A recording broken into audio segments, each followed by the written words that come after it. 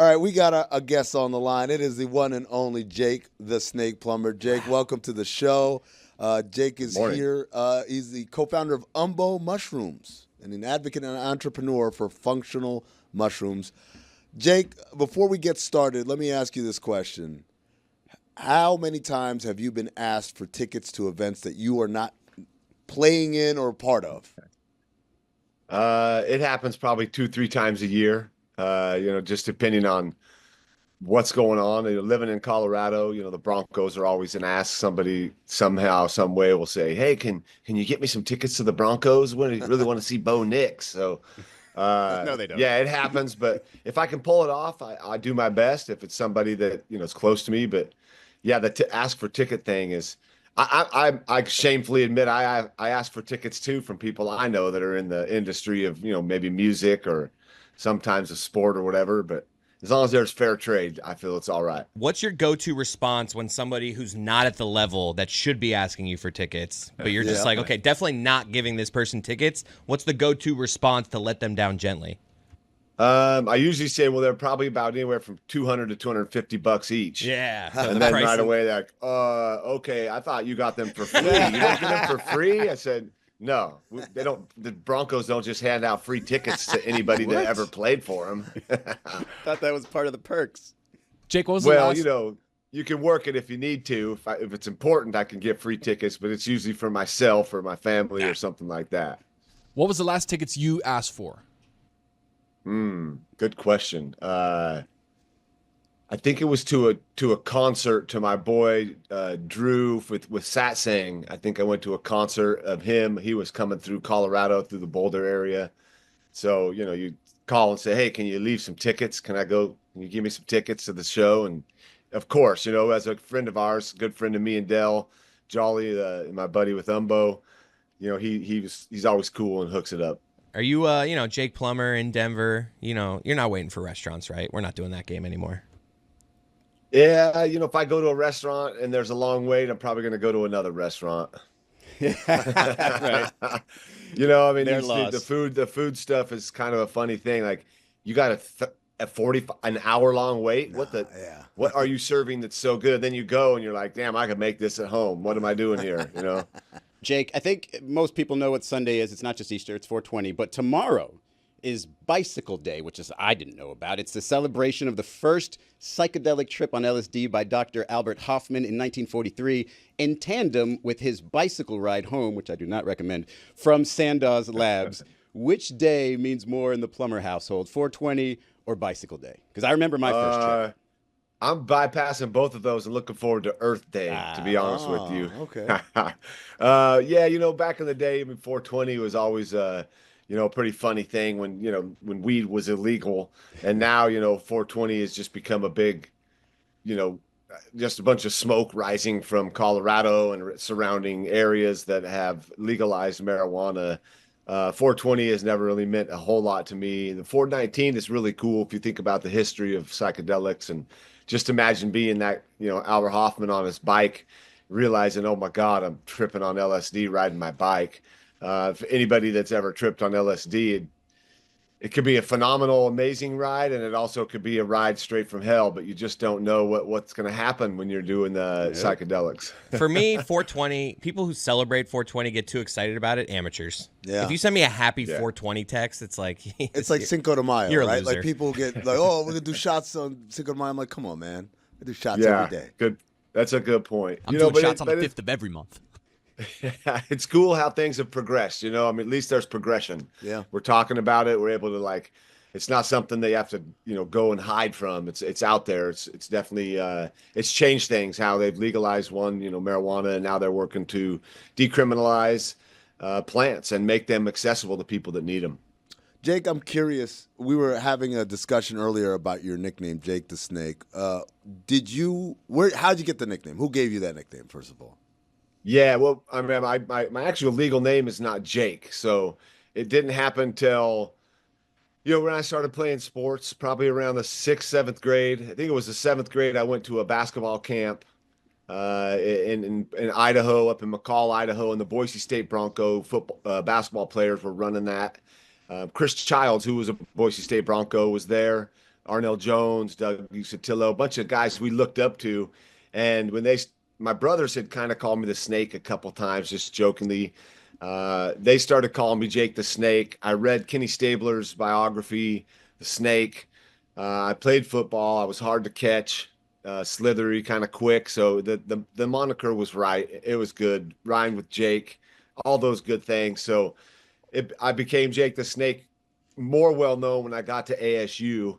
And on the first fan fest day, I just started signing Jake the Snake Plummer, everything. I wrote it all out. Like, here I am. I'm here. I'm fresh from Boise, Idaho, and I'm Jake the Snake. And then that's when it kind of stuck as far as people outside of my family and, some friends locally calling me the Snake. Hold on. Your name isn't Jake? That is unbelievable. What's your name?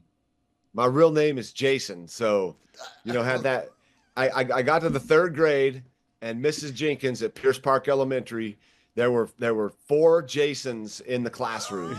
And so when she got me to bring me into the class, she said, "Tell me, do you have any other names you go by?" I said, "Well, I've been called Jake." And she said, "All right, come on inside." And so we went in, and she said, "Hey, everybody, I want to introduce you to our new classmate, Jake Plummer. He's here to join us." And from that day, I was Jake. That's like finding out that Mickey Mouse's name was like Nicholas, and it wasn't really Mickey. This is wild.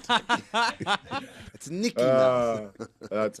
Yeah, so, what if it would have been Jason? I don't know what my nickname would have been. Who knows? Jason the Snason Plummer. Jason the Mason. Jake, settle a debate we were having on the show yesterday. Would you rather, for the rest of time, be able to understand every language in the world or understand animals? Ooh, man. Come on, Jake. It's an easy answer. I already understand animals. I've been in some moments where I can kind of like relate and talk with them. So I would say having the ability to go anywhere in the world and communicate would be it would open up so many like avenues, and just be able to go anywhere in the world, be able to communicate would be phenomenal, I think. Jake, do you listen to Aaron Rodgers and just sometimes laugh? Because I do. I don't laugh, but I don't listen to Aaron Rodgers either. So I'm sorry. I would laugh with you there, but just at that moment, Chris was talking to me. I have no idea what you just said. I was just like, I want to pull back the curtain for everybody, for Jake, for the listeners, for the viewers, Please. Everybody. Every time someone in the shipping container or in the video room has a pithy remark, it mutes everything that's being said. So as we're trying to do an interview, it is the worst possible thing to do because I don't know what Jake just said. Be a pro. I mean, I'm come We're on. just trying to get you to ask what I good was- questions. I All was- right, we're trying to help I you, was and you're gonna get mad at us. I was criticizing Izzy for terrible journalism. The guy said he's talked to animals before, and he asked about Aaron Rodgers. That's ridiculous. I would like a Follow-up. follow-up question. What animals have you spoken to? Okay, well, was that my buddy Dell's, the Jolly Death Ranch, where you come and partake in some particular plants, and your ego dies. So we call it the Jolly Death Ranch. But I had a great conversation with Bluto, his black lab. What a we Bluto? spent the day hanging Bluto, what a out. name. Yeah, we shared an apple, played tug of war. We had a lot of good times, and then another time his chickens came out, and that was insane. And talking and like hearing him talk and having that little bit of interaction with the animals was phenomenal. How did you share the apple? Was it like one bite you, one bite the dog, or was it like It was Lady and the more Tramp like- situation?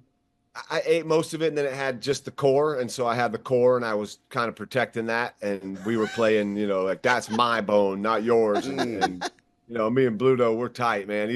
She's a great dog. So tell us, these guys are claiming that if you actually hear what animals are saying, they're not that smart, it's not that interesting, they're just kind of dumb. I guarantee you the dog was saying, "Can I have some apple?" What was the dog like? Was it in-depth conversations or was it kind of dumb conversations?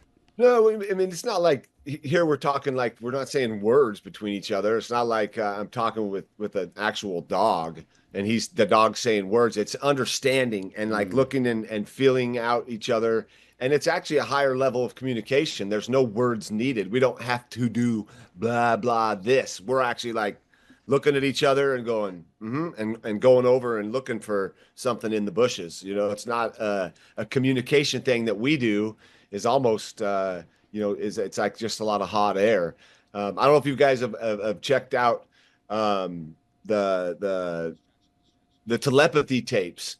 They're the autistic kids that could communicate without talking, and they're understand. I mean, that's like those. They're not considered, as you look at them, they don't talk. They're nonverbal, and you're thinking, oh, this kid's really, not as smart as other kids, but they're actually smarter than most people because they don't need to do this blah blah blah thing. They can just understand. So, animals are diverse. They're amazing. They're super intelligent, and I love animals. So.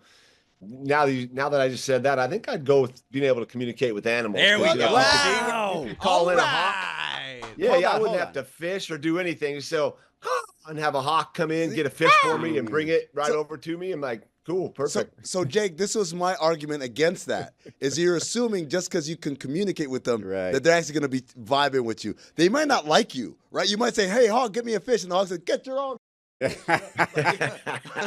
Now imagine, Jake, imagine you're on some umbo mushrooms and you're just like having a great trip, and in your head, every language available. Like, that would be wild. You talking to yourself in just every language available. Well, it wouldn't be umbo mushrooms that I'm on, because umbo are non-psychedelic. True. They're functional mushrooms. We sell our bars at REI. But the ability they have to make you think clear, focus, and hear and understand things, non-psychedelic wise, they help. But the psychedelic ones would be the ones that, if I was on those and was able to communicate, with the animals at a deeper level, which there are people out there that have, and even there are people out there that can understand animals, at a deep level. You know what? He's changing my mind.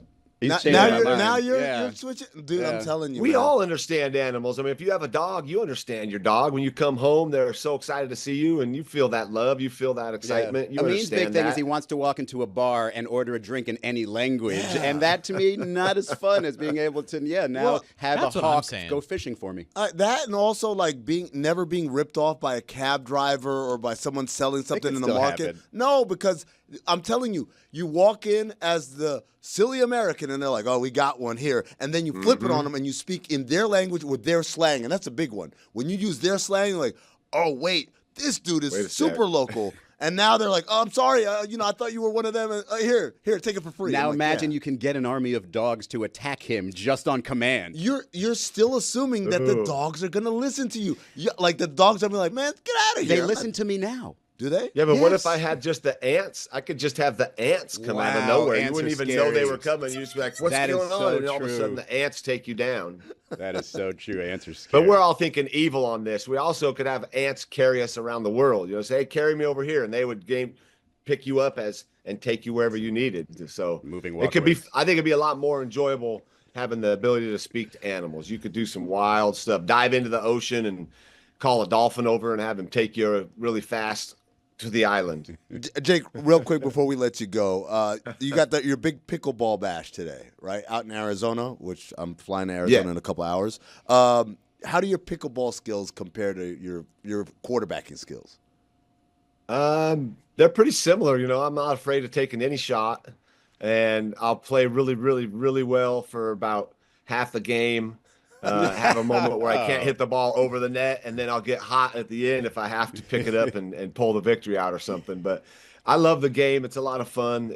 This is a great way to raise some funds for the Good Sport Foundation down here in Arizona. Kind of get back in touch with the Valley, doing some stuff here. Obviously ASU, they've had a little resurgence. So been down here a lot, and it's like my second home. So it's exciting to be down here. And we got some great guys coming out to play. Terrell Owens, Ryan Fitzpatrick, Jen Welter. Just played yesterday with Robert Tate, who played in the league for 10 years, DB. So we got a lot of celebs coming out to play and have a good time, raise money for a good cause. If you're ever down 20-14, you want Jake Plummer on your team. I'm sorry, Jason Plummer on your team. Jason Plummer. Jake, as someone who's dabbled in microdosing with mushrooms, at what point is it not microdosing anymore? When you take how many tablets? Everybody's different when it comes to the microdosing thing. That's the big term now. Everybody's talking microdosing, and that's what we come up with against every day, trying to sell functional mushrooms. I macrodose functional mushrooms. So I take multiple capsules, our Rise capsules. I'll take our tincture, our charge and recharge, which is a combination of a few mushrooms. We are doing this and continuing to, I've been on the show a few times talking about it, but it's continuing to talk to people about our deficiencies. I think we're deficient in vitamins and minerals. We're learning about our soil content, that it's really not producing as rich in nutrient dense and vitamin dense vegetables that we're consuming. So this is just a way to introduce a food group into your diet and really in a macro way is what I do. And when you hear someone say microdosing, it's most of the times about psychedelics or psilocybin mushrooms. But we're dealing with lion's mane, reishi, turkey tail, cordyceps, shiitake, oyster, the mushrooms that are all legal, that are sold at numerous stores throughout. But that's why, with talking with a lot of NFL nutritionists, ASU's nutritionists, these players are asking about it, but they don't know where to go to get it because online is kind of sketchy sometimes. Absolutely. So you never know what you're buying when you're getting this great deal on powdered functional mushrooms online. So that's what we kind of aim to do at Umbo, is provide a really high quality, very potent, well extracted product for anybody that's an athlete, which means active mind and body and wants to get out and get after it. And how much of this did you get into this because of the pain that you had to deal with after a NFL career? Well, I was dealing with that for sure when I came across Charlotte's Web, which was the hemp oil, and what that did for my body. It definitely piqued my interest on what other organisms are out there that are natural that can help me as I'm 50. And it was cool because yesterday I'm playing pickleball with T.O. He's 51. Robert Tate, he's 52, and we're out there moving, and it's like you can go and remain active post football career. And for me, it was definitely to be healthy and to give myself, the preventative medicine, to think down the road, not just right now, but to think when I'm 80, what do I want to be like? I don't want to be hobbling around with not much memory and wishing I wasn't here. I want to be active and going. And so these mushrooms are something that I think will help do that. And as we pursue this, we're working with a lot of great guys. You see my Corey the Sandman. Yeah. He's got a fight coming out here soon. So he's one of our good buddies and he loves the products. And people that don't sleep well, our sleep capsules are amazing. All natural. There's nothing that's going to make you drowsy. There's no weird drugs in it. It's all natural. It's just nature at its finest. And I guess now that I'm saying that, I would love to actually probably talk to the animals, because then they know more about mushrooms than we do. They've been dealing with them. Keep going Research, back and forth on this. Macro dose on some Umbo mushrooms right now. You can go to getumbo.com and use the promo code DAN15 to get 15% off. Jason, Steven, Jacob, the snake, Plummer, thank you for joining us. Right on, guys. I really appreciate the time. You guys are doing a great job. Keep it up. And anytime you need me, I'm here. We got you, buddy. Thank you. Peace. I saw a meme that said, shout out to the people who tried all the plants and died just to see which ones would be good for us to trip on. That is, I always think about that. It's like, how much trial and error had to happen before we got to, do this and do this much of this. I've smoked 10 consecutive plants. This 11th one, though, wow. Amazing. It's just a little bravery, right? And the cavemen who came up with some of this stuff, right? Bad dates. Oh, man. Yes. Indiana Jones. That's you got to have it's a capuchin, right? Yeah, a capuchin monkey. Maybe that's how you do it. You get Damn the it. capuchin to smoke. I didn't do the professions, names that connote professions. Oh, we'll have to do that in the club, I guess. Fred Taylor. Is that number one? Did you just ruin the list? Dion Waiters. No. Save it for the club. We'll do it in the club.